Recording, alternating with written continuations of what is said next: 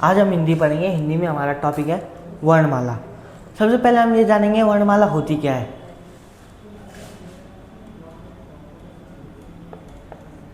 वर्णों का को लिखने का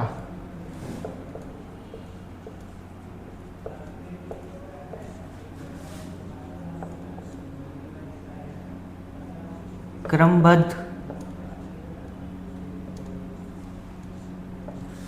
तरीका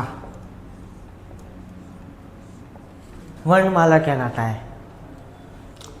तो वर्णमाला में हम सबसे पहले हम सीखेंगे ध्वनि क्या होती है। भाषा की सबसे छोटी इकाई या लघुत्तम इकाई को हम ध्वनि कहते हैं। ध्वनि क्या होती है? बोले जाने वाली हमारी एक भाषा होती है। ध्वनि निरर्थक होती है, मतलब इसका कुछ अर्थ नहीं होता है। एक चीज़ हम और पढ़ते हैं, भाषा की सबसे छोटी इकाई शब्द होती है। भाषा की सबसे छोटी इकाई शब्द है। ये नोट करके लिख सकते हो आप लोग।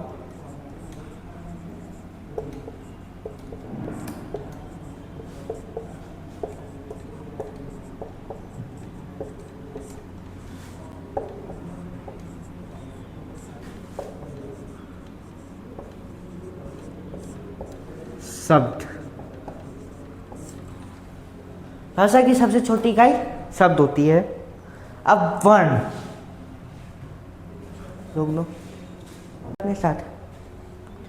अब हम पढ़ते हैं वर्ण। अच्छा, वर्ण क्या होते होंगे?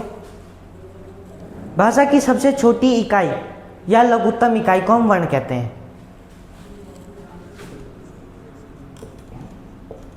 भाषा की सबसे छोटी इकाई, कैसी इकाई? लिखने वाली इकाई।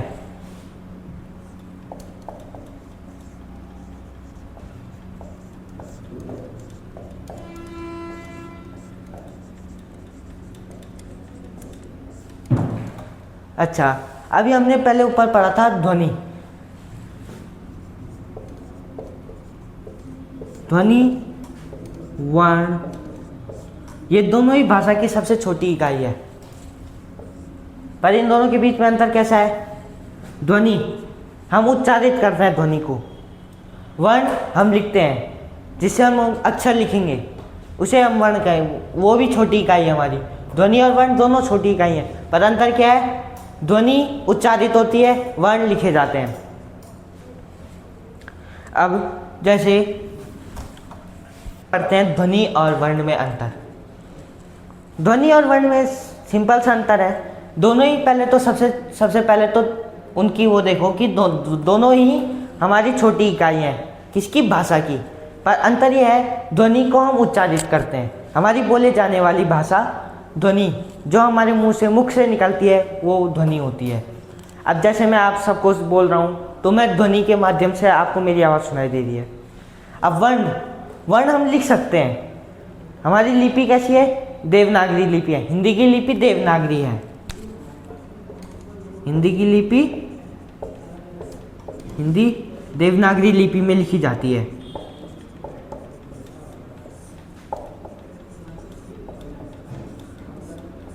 अब सबसे पहले तो हमारी जो लिपि है वो है देवनागरी लिपि। अब लिपि क्या होता है? अक्षरों को लिखने के लिए जिन चिन्हों का प्रयोग किया जाता है उसे लिपि कहते हैं। और हमारी देवनागरी लिपि कैसी है? अक्षरात्मक लिपि है, लिखे जाने वाली लिपि है। हम यही कंफ्यूज होते हैं। जैसे ध्वनि भी और वर्ण दोनों छोटी इकाई हैं, पर ध्वनि कैसी इकाई है? सबसे छोटी इकाई उच्चारित होने वाली। और वर्ण कैसी इकाई है? लिखी जाने वाली, लिप्यात्मक। अब हम पढ़ते हैं अक्षर।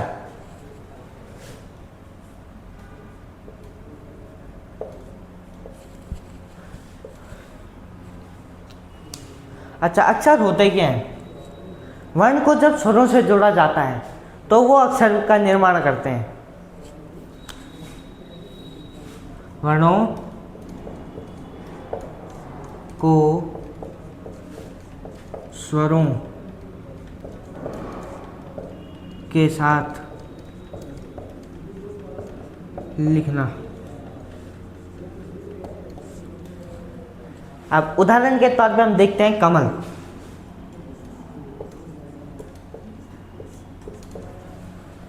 वैसे कमल में कितने अक्षर हैं? कमल में 3 अक्षर हैं। और वर्ण कितने? 6 वर्ण हैं। अब 3 अक्षर कौन कौन से? क, म, ल। अब 6 वर्ण हैं। कमल में कितने वर्ण हैं? कमल में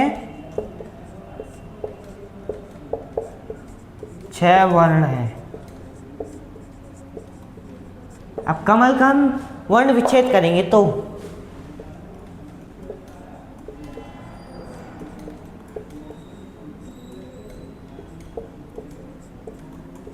अब ये हलंत है।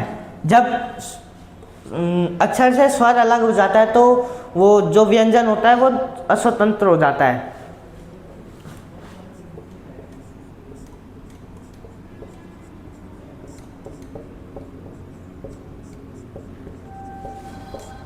देखो 6 वर्ण, 1 2 3 4 5 6, ये हो गए 6 वर्ण। कमल में 6 वर्ण और 3 अक्षर हैं।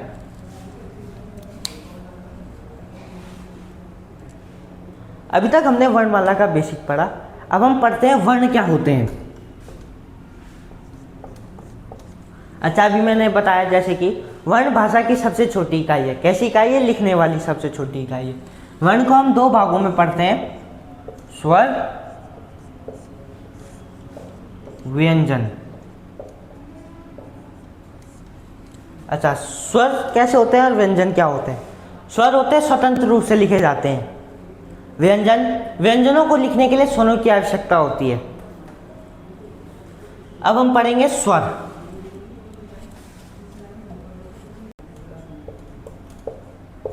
अ, आ, ई, उ, ए, आई, ओ, औ। ये स्वतंत्र रूप से बोले जाते हैं हमारे स्वर। अब व्यंजन में हम जैसे लिखेंगे क। अब क को हम अगर इसका वर्ण विच्छेद करेंगे तो ये क और अ बनेगा, लिखेंगे। जब क और अ को हम क के साथ अगर हम जब स्वर लगाएंगे तब वो पूर्ण व्यंजन बनेगा, वरना अगर उसमें स्वर नहीं लगा होगा तो वो क पढ़ा जाएगा।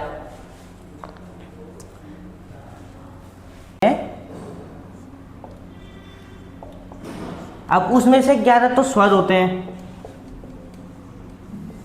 और 33 व्यंजन होते हैं, पर ये तो 44 हो रहे हैं बस बाकी के। अब चलो आप मेरे साथ टेबल बनाओ, मैं आपको बताता हूँ। एक साइड लिखेंगे वर्ण, एक साइड लिखेंगे संख्या और एक साइड लिखेंगे वर्ण का नाम।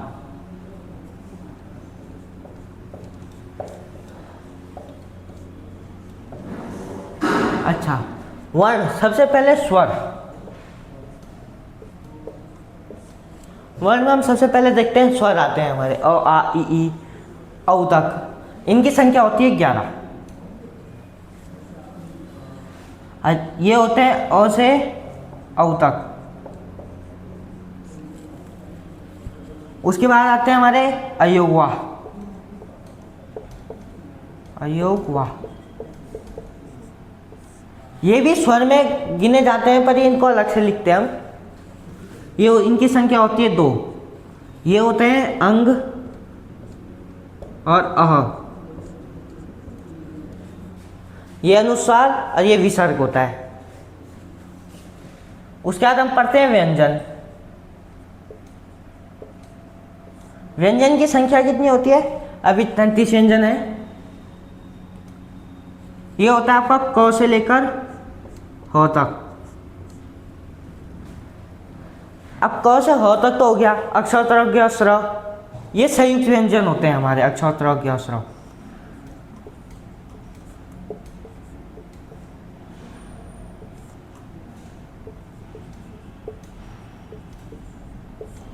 इनकी संख्या 4 होती है। ये होते हैं आपके अक्ष,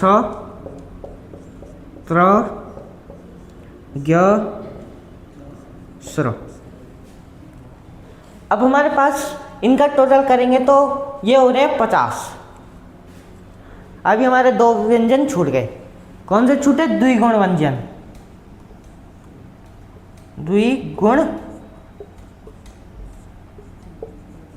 व्यंजन, इनकी संख्या 2 होती है। ये होते हैं आपके ढ और ढ। इनका प्रयोग कभी भी स्टार्टिंग, वाक्य के स्टार्टिंग में नहीं किया जाएगा या किसी भी शब्द के स्टार्टिंग में इनका प्रयोग नहीं किया जाएगा। ये आप देखेंगे कि हमेशा वर्ड के बीच में आते हैं। जैसे एग्जाम्पल के तौर पर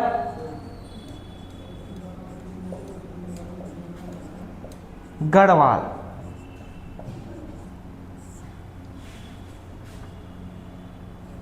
ये देखो ना ये स्टार्टिंग में आया ना लास्ट में आया, ये बीच में आया, ये ढो। अब इनको काउंट करेंगे तो ये 52 होते हैं। हमारी वर्णमाला पूरी हो गई है। अब हम पढ़ेंगे, अब हम संक्षिप्त में पढ़ेंगे वर्ण, स्वर।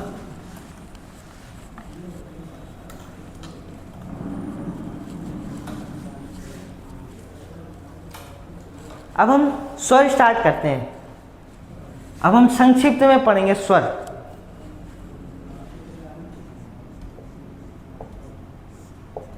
अच्छा, स्वर होता क्या है?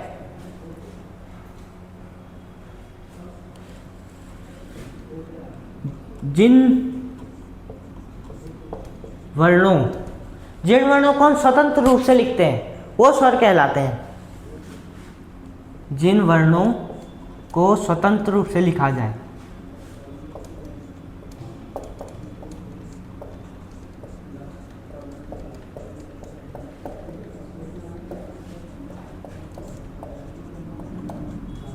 रोकना मारकर खत्म हो जाए। अच्छा, अभी हमने शुरू करते हमने अभी हमने देखा स्वर। जिन वर्णों को स्वतंत्र रूप से लिखा जाए उन्हें स्वर कहते हैं। अगर हम इसकी बुक के हिसाब से परिभाषा देखें तो ऐसी ध्वनियाँ या स्वर या ऐसे वर्ण जिनके उच्चारण में किसी अन्य वर्ण की सहायता ना ली जाए या वो अर्थात वह स्वतंत्र रूप से उच्चारित होते हैं, वो स्वर कहलाते हैं। अब स्वरों को भी हम 2 उसमें पढ़ते हैं। स्वरों को उत्पत्ति, स्रोत और बनावट के आधार पर हम 2 प्रकार से पढ़ते हैं। एक होते हैं मूल स्वर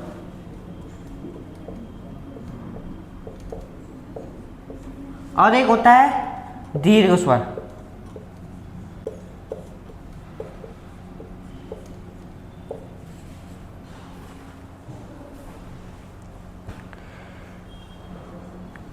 दीर्घ, रोकना है इसको, अनुसार देखें तो 2 प्रकार में होते हैं, मूल स्वर और संधि स्वर। मूल स्वर, इनकी कुल संख्या 4 होती है। 4 होती है इनकी संख्या।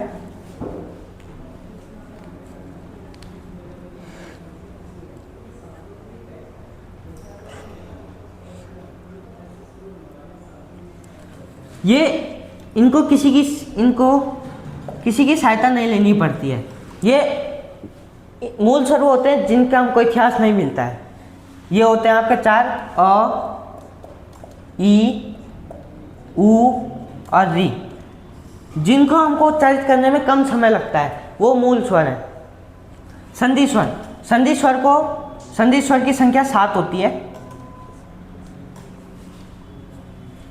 ये हमारे संधि करके बने, 2 स्वरों से मिला के ये स्वर बने, इन्हें इसलिए संधि स्वर कहते हैं। इनकी संख्या 7 होती है। जैसे आ, बड़ी, बड़ाऊ, ए,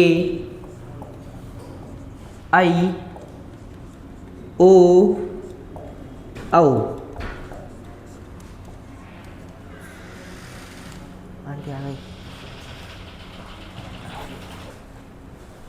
हमने देखा संधि स्वर की संख्या 7 होती है। ये स्वर ऐसे स्वर होते हैं जिनको दूसरे स्वरों, 2 स्वरों से मिलके बने होते हैं। जैसे आ 2 स्वरों से मिलके बना है, अ, और अ। बड़ी बड़ी मिलके बनी है छोटी ई। ऊ मिलके बना है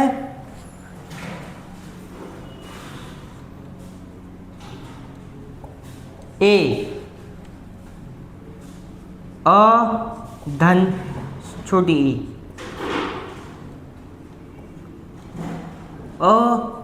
आई बना है अ धन ए से। औ अ धन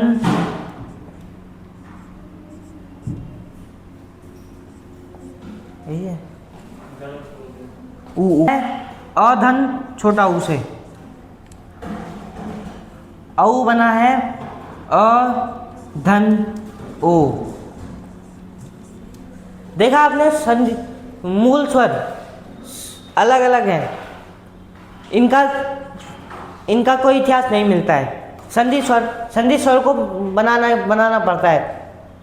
अब वो बने कैसे हैं देखो, आ बना है दो को मिलाकर। ई बड़ी ई बनी है ई धन ई। ऊ बना है ऊ धन ऊ। ए अ धन ई। फिर आता है आई अ धन ए। ओ अ धन छोटा ऊ। औ अ धन ओ। आज की क्लास में हमने क्या क्या पढ़ा, आज हम एक बार रिवीजन मार लेते हैं। हमने सबसे पहले पढ़ा वर्णमाला।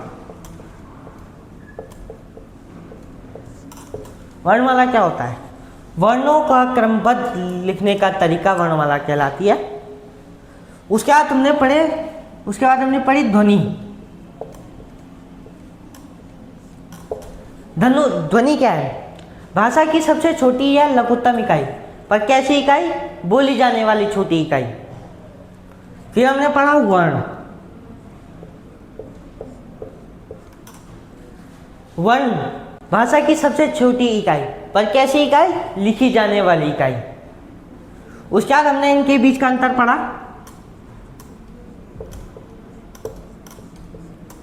अंतर, ध्वनि और वर्ण में अंतर क्या है? ध्वनि और वर्ण वैसे तो दोनों ही हमारी भाषा की सबसे छोटी इकाई है, पर ध्वनि हम उच्चारित करते हैं। ध्वनि उच्चारित स्वरूप में लघुत्तम इकाई है और वर्ण लिखात्मक लिपि के हिसाब से। लिपि, अब लिपि क्या होता है?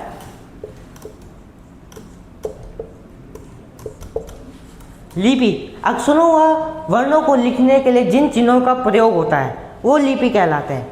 हिंदी की लिपि क्या है? देवनागरी है। फिर हमने पढ़ा क्या पढ़ा था? संख्या, वर्णों।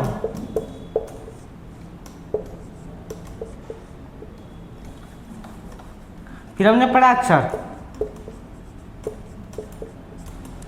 अक्षर क्या होते हैं? वर्ण में जब स्वर मिलाए जाते हैं वो अक्षर कहलाते हैं। उदाहरण के तौर पे हमने कमल देखा था।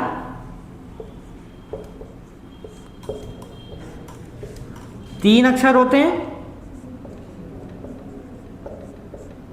और 6 वर्ण होते हैं। फिर हमने पढ़ा वर्णमाला, मतलब वर्णों की संख्या।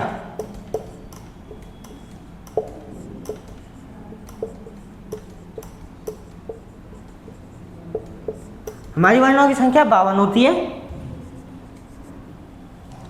फिर हम आए स्वर पे। स्वर स्वतंत्र रूप से लिखे जाते हैं या स्वर वो कहलाते हैं जिनको लिखने में हमको किसी की मदद या सहायता नहीं लेनी पड़ती है। स्वर हमारे 11 होते हैं। 2 हमारे अयोगवा होते हैं, अनुस्वार और विसर्ग, अंग। फिर हमने उनका भेद देखे, 2 भेद, मूल स्वर और संधि स्वर।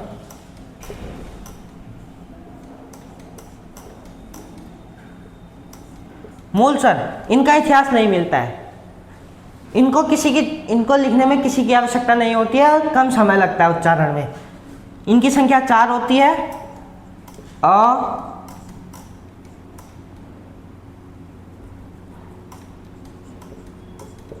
आ, बोलता हूँ मैं, ई, उ और री। संधि स्वर ये दो स्वरों से मिलके बने होते हैं, इसीलिए इसे संधि स्वर कहते हैं। इनकी संख्या 7 होती है। आ, ई, उ, ए, आई, ओ, औ।